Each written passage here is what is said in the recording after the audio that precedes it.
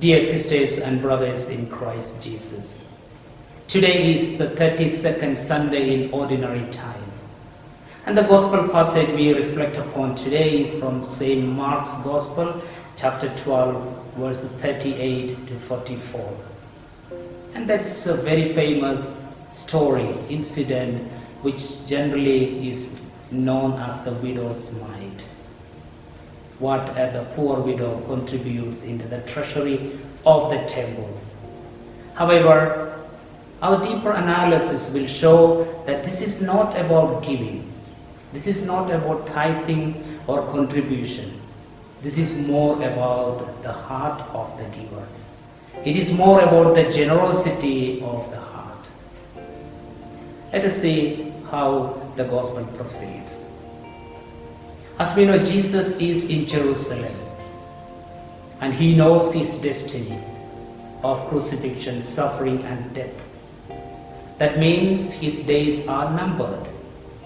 But he courageously, boldly goes on teaching the nature of true religion, which involves naturally fighting with the scribes and the Pharisees, because Jesus was always against their hypocrisy.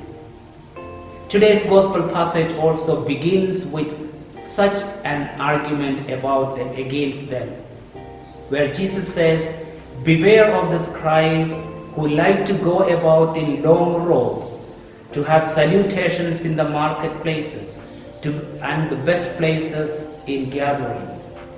But their actions are wrong. They devour the homes of widows even." After this teaching, Jesus is inside the temple, sitting opposite to the treasury.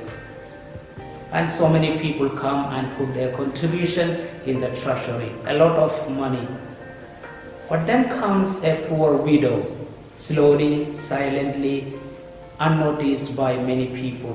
And she puts in 2 copper coins.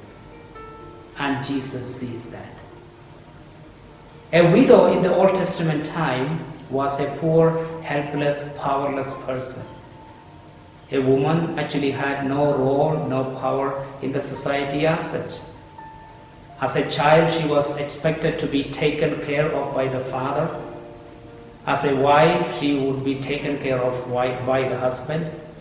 And as a mother, by the son. And a widow had nobody. So that means she was really helpless, dependent upon the mercy of the community. That's why the prophets very often warns people against doing anything against them, but ask them to take care of the widows.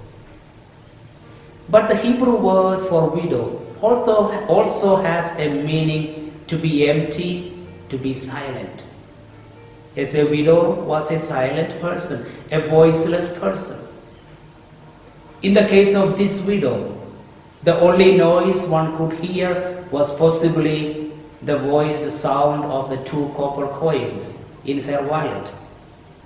And when she dropped them in the treasury, they also fell silent, complete silence in the case of this widow.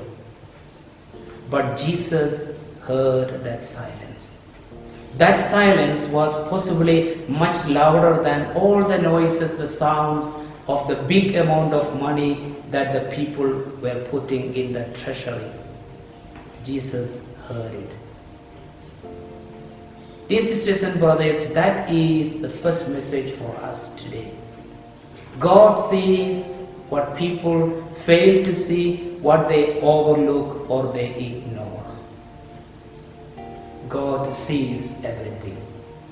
When Jesus says in Luke's Gospel chapter 12 verse 7, "Every hair of your head is numbered," how can he miss a good deed that comes out of the heart of a person? How can he not reward something, a good action done by a person? When Jesus said, "Even if you give a cup of cold water to one of these little ones, you will have your reward." God notices everything. The others all notice the big amounts of money pouring into the treasury, even the disciples. And these people made sure that people see that they are putting in a lot of money. But Jesus was touched by the little amount of money.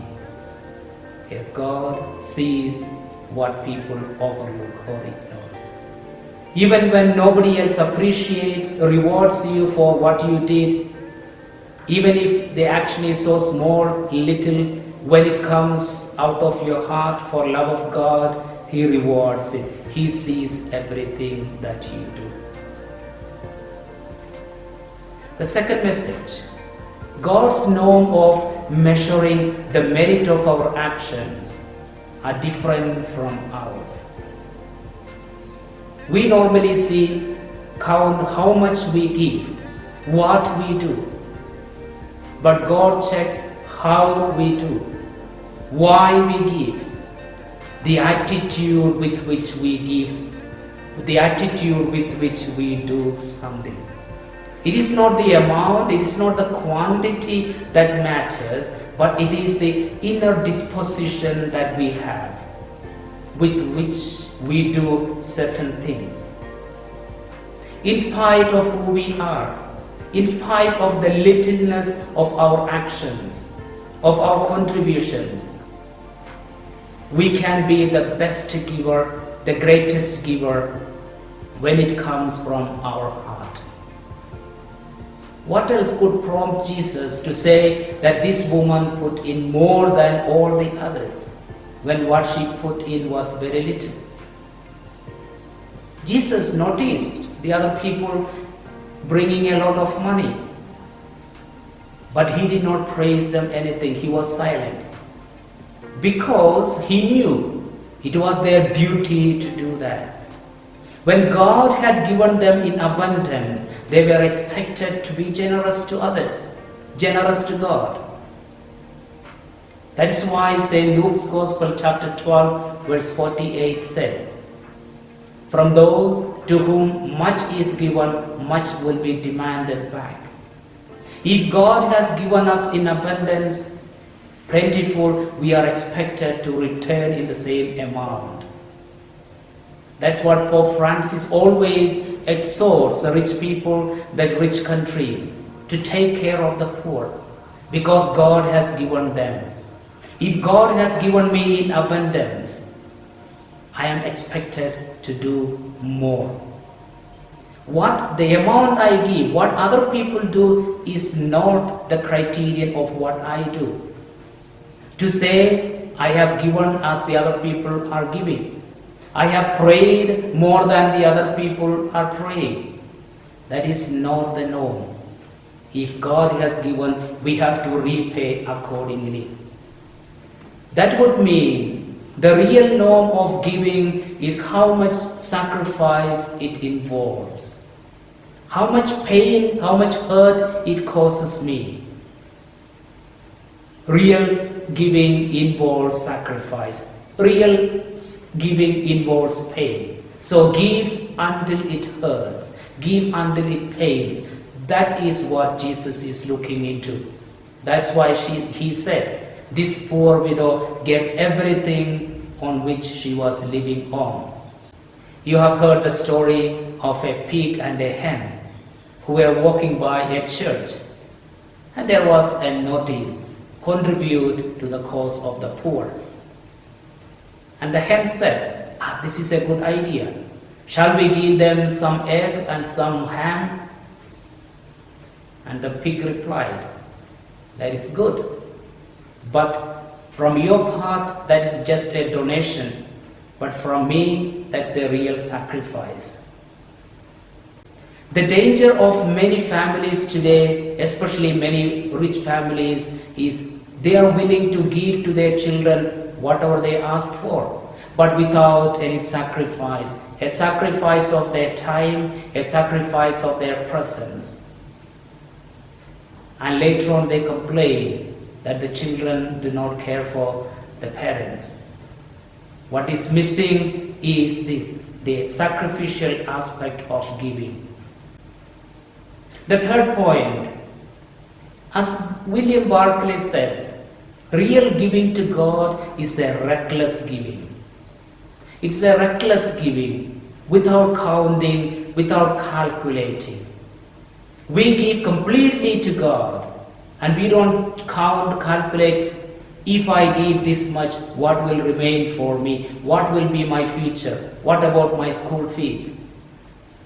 When God called Abraham and asked him to sacrifice his only son, Abraham did not calculate. He did not ask, what about my children, my descendants? What about your promise? He was willing to give recklessly, without counting. That is a real giving. If I give this much, what will happen to my family? It is not lack of planning.